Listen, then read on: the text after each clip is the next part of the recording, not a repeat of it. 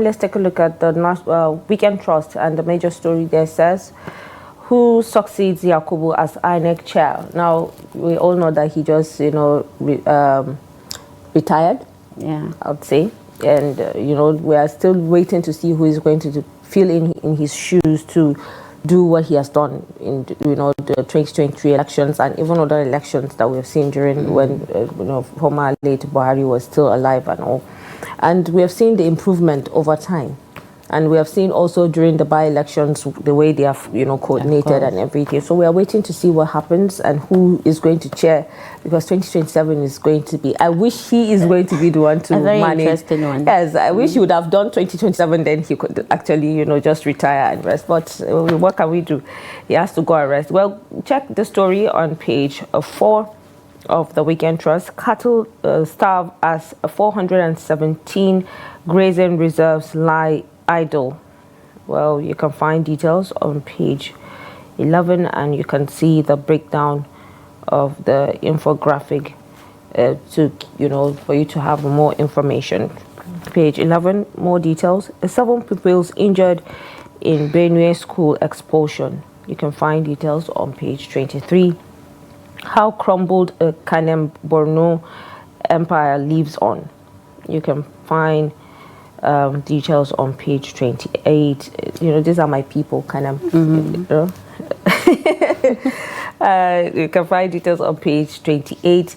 And then Fubara resumes pledges inclusive governance. Now you can find details on page 30 of the Weekend Trust, which we just talked about, just now. And many drown in Sokoto fleeing bandit attack. I mean, you can find details on page 23. It's a boat mishap, that claimed so many lives, but because they are trying to flee from the bandit attack, a lot of people drowned because they are just trying to escape. They don't want to be taken, because either way they could die, they could survive, but at this point it's unfortunate. I don't know, I can't imagine the trauma of hearing gunshots and hearing bikes tripping into your, areas or communities in the middle of the night. You already know, your mind is already cutting that somebody is going to be killed or somebody is going to be abducted. I don't know how Nigerians and, communities that are vulnerable are actually facing at this point. Honestly, like I said, it's very unfortunate. It's either ways, like you said. Fleeing, there's this anxiety and anxiousness and, the fear. You understand, running from these people because they're terrible, they're really terrible people. And these people are there, they have seen it, they have experienced it. Most of them have already experienced these bandits. And most of them have families that were taken away from them. So the fear of getting, you understand, captured by them made them run away. And either ways, that it's so sad that they had to die through that. Honestly, it's just so... I don't even know which of the pain at this point could have been better or easier for them. Drowning is not easy, which you already know, just by mistake, when you're in the pool or something. Exactly. Talk more of people that don't probably know how to swim, and they are children, they are women, so a lot of people, older, aging people and what have you. I mean, at this point, it's sad, because the more... Even when we get angry, nothing is being done. We just keep getting angry, we keep ranting, but it's as if the government will like, yeah, well, just finish ranting and you get tired. But let's not forget, if there are no people, you don't have people to govern at the end of the day. When there are no people in any state or any community, who are you governing? Who is going to elect you? Who is going to make you stay in the offices that you're occupying now? So, something has to be done, when it comes to this security issue. We need to provide a very, tangible security at this point. You can find details on page 23 of the Weekend Trust. And then lastly, defection trail of ex-party chairman. Well, that's another thing that, we've been seeing people, a lot of defections, ex-party chairman, and even, we have seen governors defecting even when they are in office and what have you, which we talked about a month plus ago, when we said we're waiting to see what turns out, during the 2027 election. So, everybody is waiting for 2027 election because it's the way things are going. At this point, I'm not even concerned about the election, but I'm concerned about what the election is going to reveal. Which a lot of people are already giving, you know, on social media, you are seeing people saying, oh, Tinubu is still going to win. People shouldn't waste their time. But you can't say that. People will still have to go out and vote whoever they want to vote for. Well, you can find details on page 33 of the Weekend Trust, and that's the much that there is. And to Saturday Punch, the major story there is Afriland Tower tragedy. Survivors tells horrific tales of Lagos high-rise Inferno. We get blinded by thick smoke, soaked clothes to breathe. Olumide dead a day to birthday, buried 2 days later. This Inferno, you know, there are some things in Nigeria that are not supposed to be happening right now in this present day. Well, you can find this in page 4 of the Punch. Why I refuse to challenge emergency rule, says Fubara, the Rivers State governor. We talked about this, like, you can find more details in page 7 of the Punch. Prison without walls, unseen struggle of ex-convict, chained to crime by stigma. Well, this is right in pages 20 and 21 of the Punch. Ex-boyfriend stabbed my daughter 21 times, says father. This is a very unfortunate event. You can read more about it on page 2. I did BBL surgery for my mental health, says Uche Obodo, the actress. You know, Fatima, not everybody can withstand the level of, you know, body shaming, especially from social media. You know, she did that to like make herself feel better about her body. Well, this is on page 17 of the Punch. And I don't even, you know, the fact that they have people that see them as role models, and we all know that, you know, plastic surgeries don't end up well, no matter how wealthy you are. Yes, because you're going to get broke at the end of the day, because you've tampered with what God has already created for you. It's no more in the natural shape that you're supposed to be. Yeah. Who are you even trying to please? Because God that created you the way he did, he knows why he created you that way. And there are a lot of people that will see you and still admire you for the way you are. So a lot of times when they keep doing that, even though we are seeing that a lot of people are now learning from the people that have gone to do the BBL and what have you, they are taking lessons from that. They are trying to avoid, they're even insulting them for doing it and all that. But still, there are people that see them as role models, that want to dress like them, that want to wear makeup like them, that want to have the shape that they're having. Oh, if my role model can do, I can also do it. And then it pushes a lot of young girls to do a lot of mischievous things just to see that they achieve that particular goal, which I just feel if they are doing it, they should do it off social media. They shouldn't even come out to tell people they have done it. Let's just see pictures and let us know that yes, maybe this person has tampered with their shapes or their bodies, but don't come out to tell us why you went for BBL, whether it's to please yourself or not. Oh, well, that's in page 17 for those that want to read more about her BBL story. Right at the top right is Tension Rocks Oshun Council as Ataoja Oluwo battle for seniority. This is on page 8 of the Punch. And right below is poor salaries, professors decry struggle with debts. This is on page 4. Why will a professor be crying because of salary? A whole professor in Nigeria. Well, you don't blame him. Well, that is the much that there is in the Punch, Saturday Punch this morning. All right, so let's quickly take a look at Saturday Vanguard and major story. There says drug promotions flooding social media.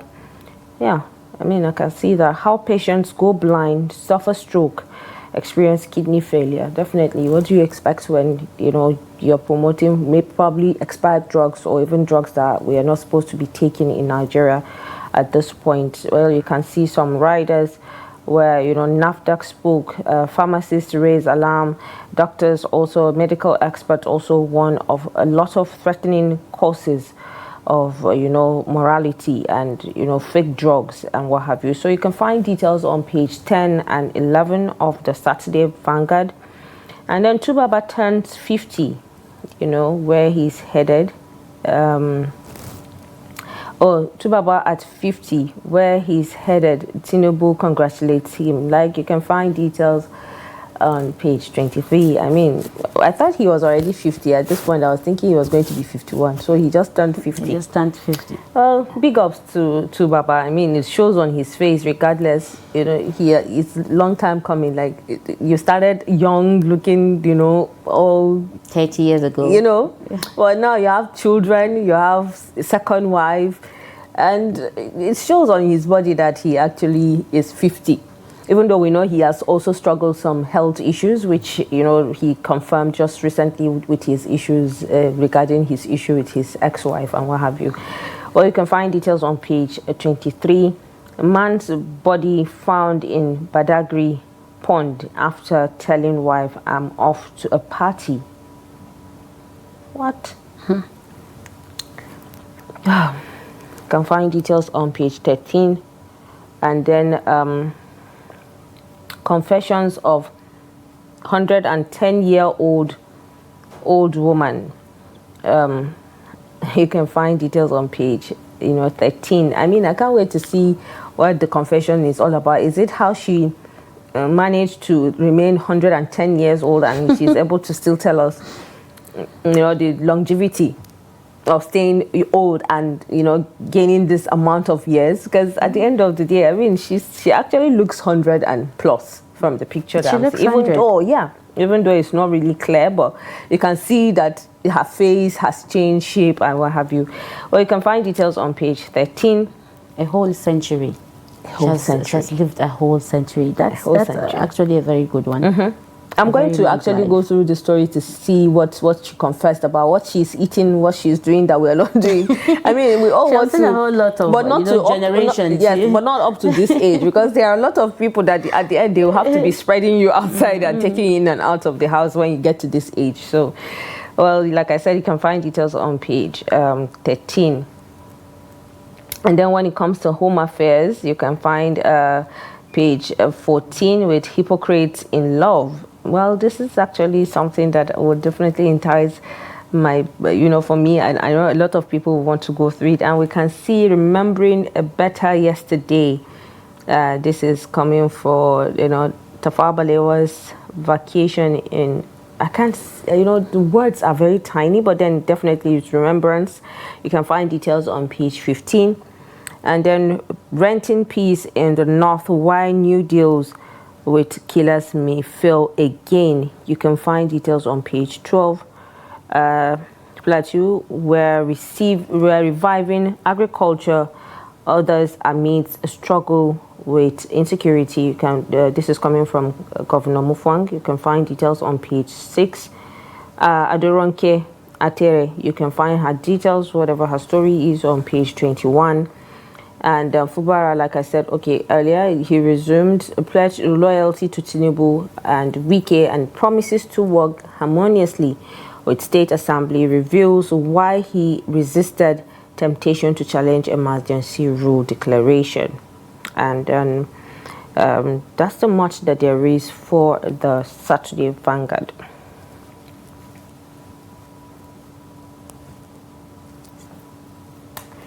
And to the Tribune,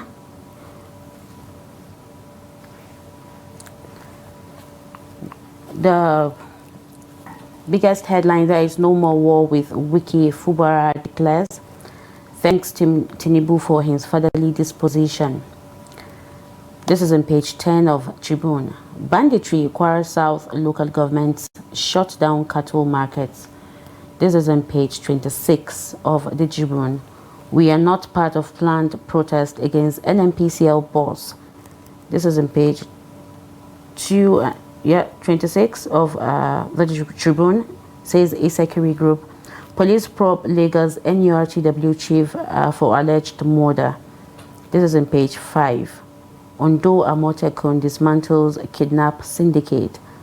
Page 4 of the Tribune. Right below is we will continue to reposition ANN PLC for profitability. Relevance, says Awolowo Dasumu. This is on page 5. 10th year remembrance. Tinubu Ogun Governor Oyinlola Daniel Amosun, others honor HID Awolowo. She lived for humanity. Archbishop Fape. You can find this on page 4 of the Tribune. And that is the much that there is in the Tribune and newspaper today. Well, let's take a look at the Saturday, the Guardian weekend, and the story. It's not much story, just inside Niger communities where women, children ground amid a thriving artisanal mining. You can find details on page 8 and 9.